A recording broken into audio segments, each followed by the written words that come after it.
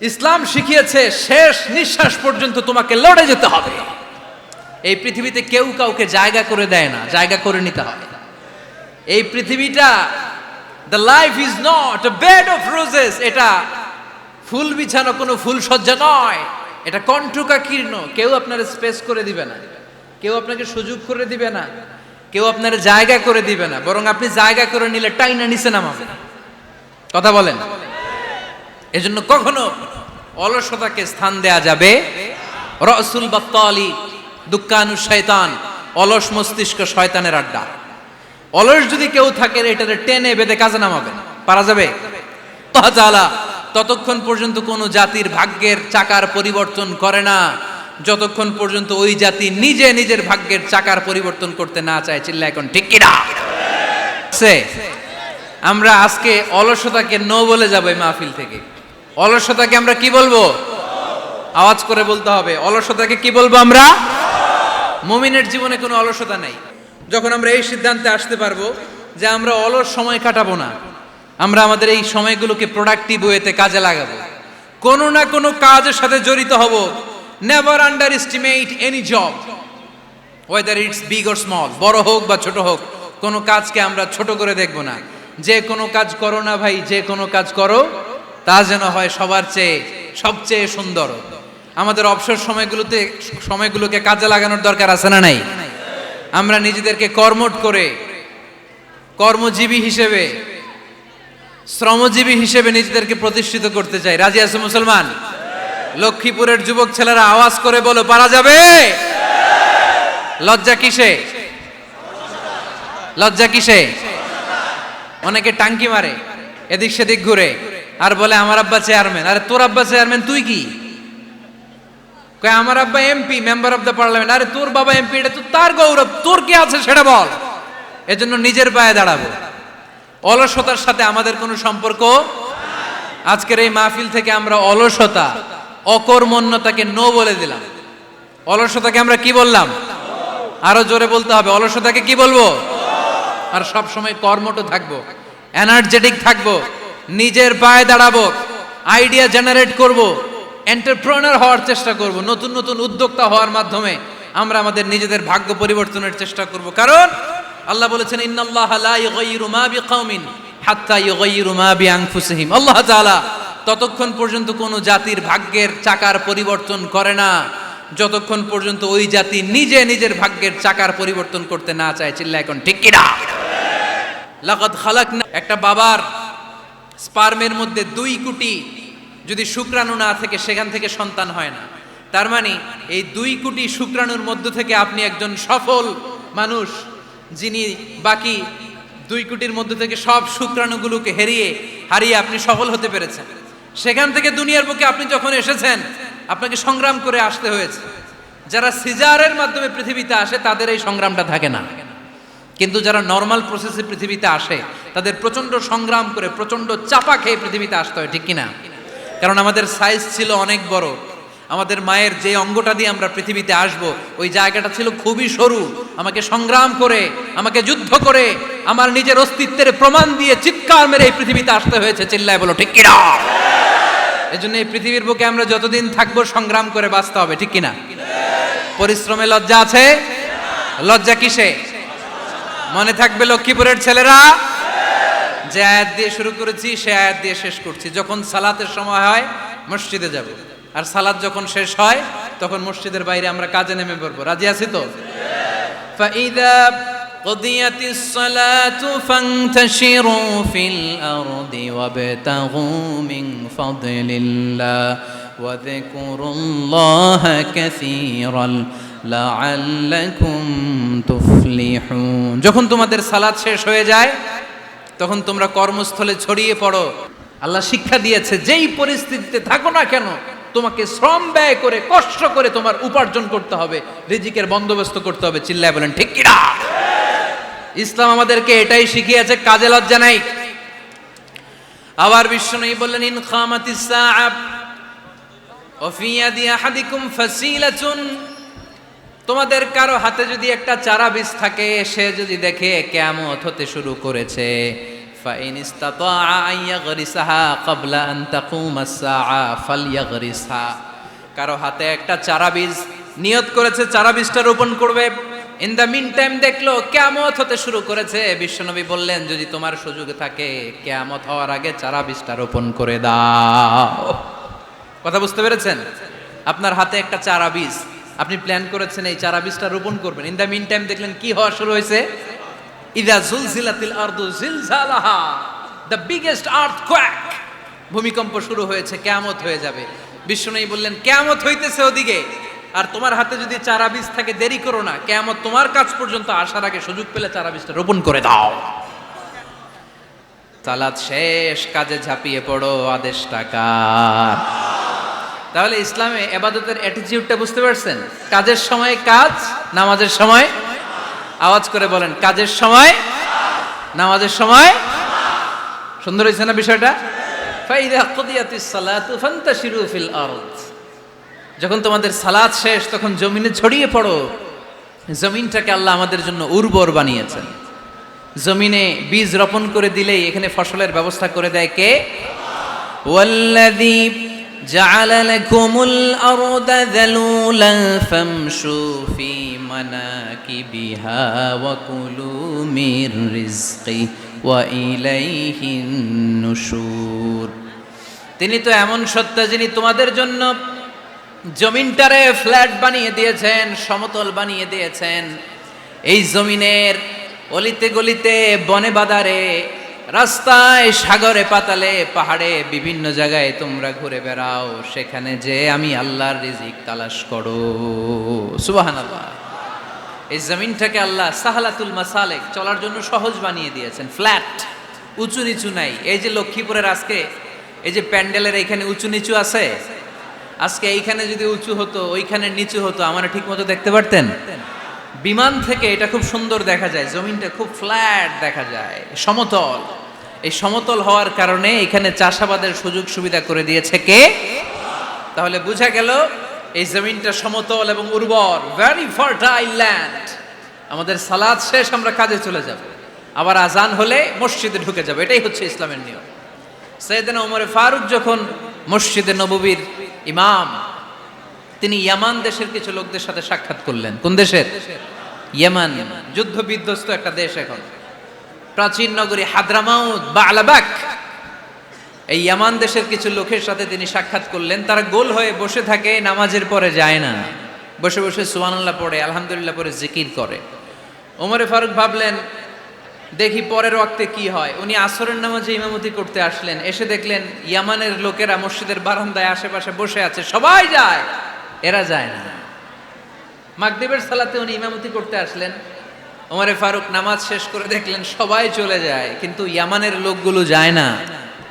এশার সালাত পর্যন্ত তিনি ওয়েট করলেন। এশার নামাজ পড়ে চলে যাওয়ার সময় ওমরে ফারুক দেখলেন সবাই নামাজ পড়ে কাজে চলে যায়, কিন্তু ইয়ামান দেশের লোকগুলো যায় না। ওমরে ফারুক বললেন, মা বালুকুম মা খাতবুকুম, ঘটনা কি? কি হয়েছে তোমাদের? সবাই নামাজ পড়ে চলে যায়, কাজে যায়, তোমরা যাও না কেন? এখানে কি করো? ইয়ামানিরা বলতে শুরু করলো, নাহনু আল মুতাওয়াক্কিলুনা আলাল্লাহ, আমরা এখানে আল্লাহর উপর তাওয়াক্কুল করে বসে আছি। ওমরে ফারুক অবাক হলেন, আনতুম আল মুতাওয়াক্কিলুনা ফিল্লাহ, তোমরা আল্লাহর উপর তাওয়াক্কুল করে বসে আছো? তো এই যে সারাটা দিন ঘাপটি মেরে এখানে বসে থাকলে তোমাদের খাবার আসে কোত্থেকে? উপার্জন হয় কি করে? ইনকাম আসে কোত্থেকে? রুজি রুটি হয় কোত্থেকে? ইয়ামানি লোকগুলো বললো, আমরা এখানে বসে বসে জিকির করি, তেলাওয়াত করি, বুজুর্গের মতো বসে থাকি, আমাদের বুজুর্গিয়া জিকির দেখে আশেপাশের লোকেরা এসে আমাদেরকে খাবার দিয়ে যায়।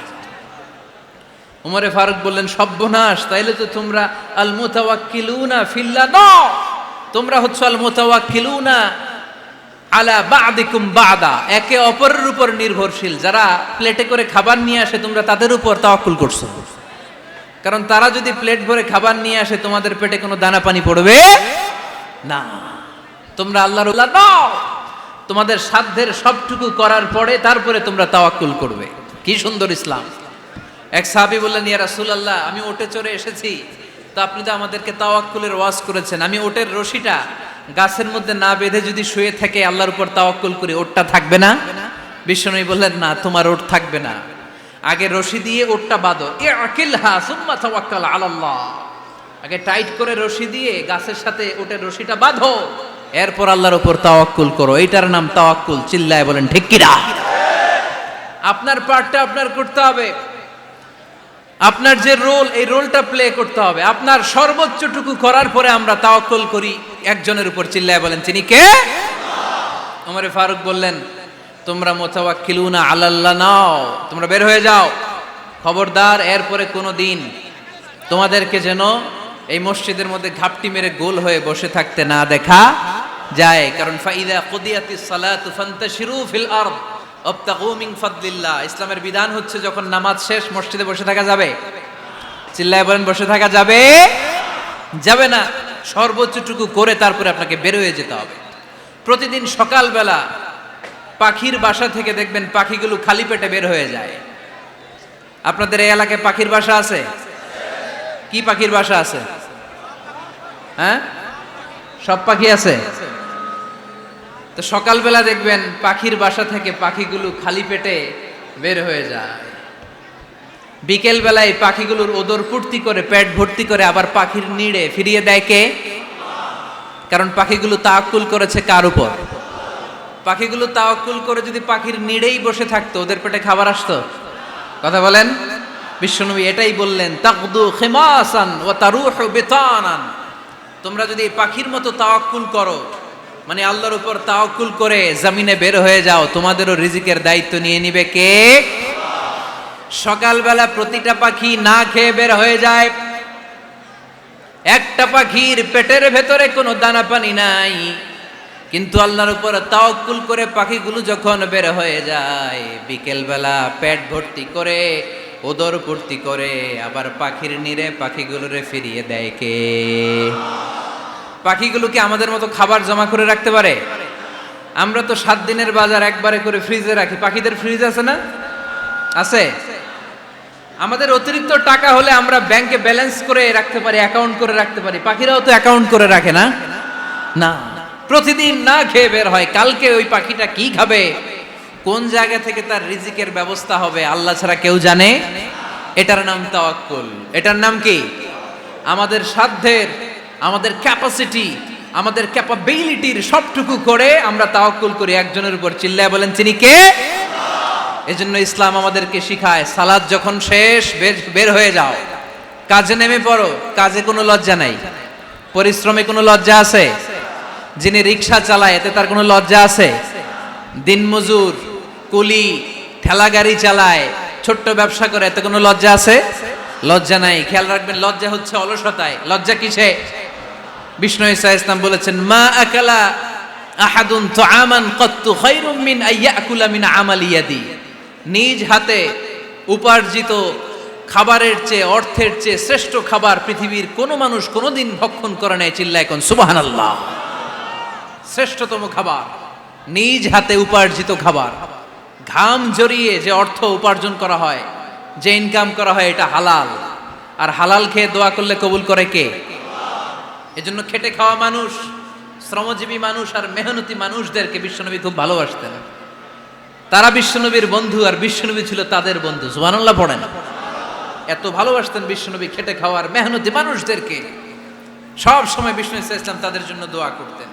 এজন্য যারা খেটে খায় তারা কপালওয়ালা, তারা মুস্তাজাবুদ দাওয়া। তারা কি? মুস্তাজাবুদ দাওয়া মানে এমন ব্যক্তি যে ব্যক্তি দোয়া করতে দেরি হয় কিন্তু দোয়া কবুল হতে দেরি হয় না। আপনারা এখানে ব্যবসা করেন কে কে? দেখি তো, হাত তুলেন তো। ব্যবসা, মাশাআল্লাহ, অনেক ব্যবসায়ী আছে তো দেখি। আচ্ছা, হাত নামান। চাকরি করেন কে কে? চাকরি,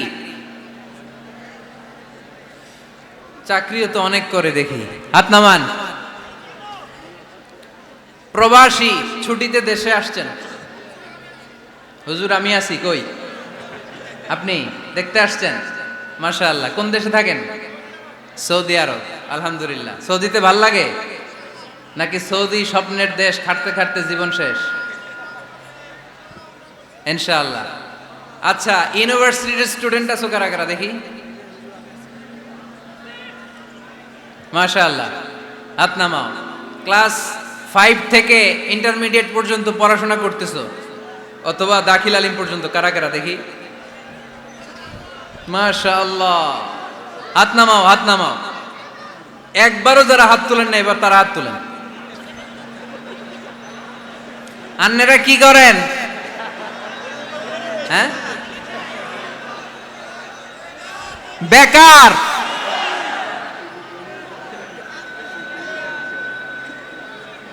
বাংলাদেশে চাকরির বাজার খুব মন্দা, ঠিক কিনা? বাংলাদেশ ইন্ডিয়াতে চাকরি পেতে অনেক কষ্ট।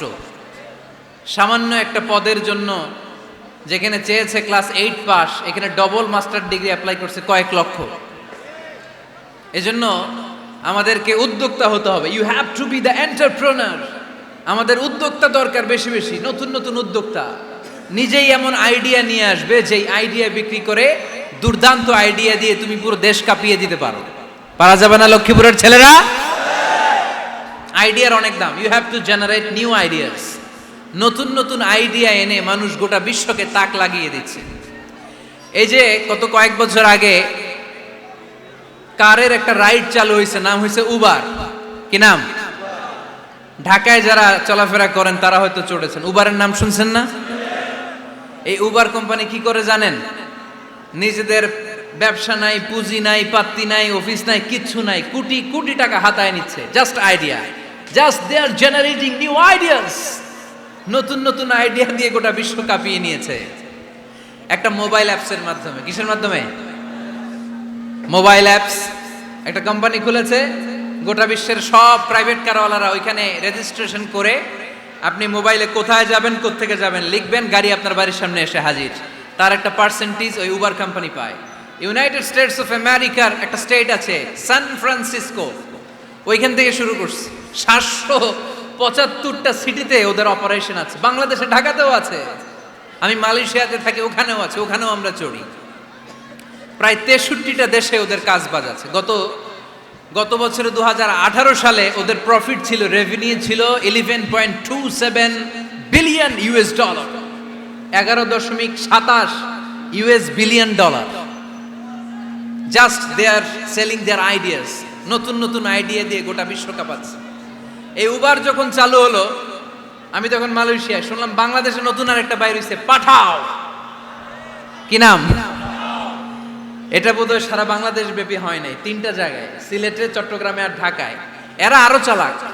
বাংলাদেশের ছেলেপেলেদের মাথায় চিকন চিকন অনেক বুদ্ধি। এরা ভাবলো এই উবার দিয়ে আর আমরা কত আগাবো, আমাদের গাড়ি আরো ছোট করতে হবে। এরা মোটরসাইকেল রাইড দেওয়া শুরু করছে।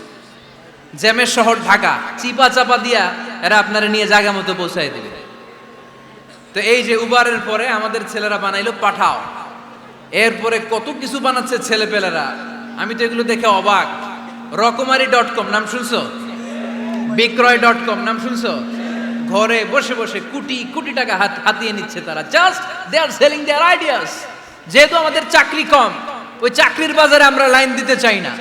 আমাদের মেধাকে খাটিয়ে খাটিয়ে আমরা নতুন তরুণ উদ্যোক্তা বানাতে চাই। চিল্লায় বলো ঠিক কিনা? উদ্যোক্তা যত বাড়বে ততই দেশের কল্যাণ হবে। মানুষ তাদের আইডিয়াকে কাজে লাগিয়ে গোটা বিশ্বকে তাক লাগিয়ে দিচ্ছে। আমরা আমাদের সমতল ভূমিতে চাষ করতে চাই না। মালয়েশিয়াতে একটা এলাকা আছে ক্যামেরুন হাইল্যান্ড, ওরা পাহাড়ের মধ্যে চাষাবাদ করে গোটা মালয়েশিয়ার খাদ্যদ্রব্যের অভাবকে মুক্ত করে দিয়েছে। পাহাড়ের মধ্যে ওখানে ফুলের বাগান, ক্যামেরুন হাইল্যান্ড প্রায় 6000 ফিট উঁচু, প্রচন্ড ঠান্ডা।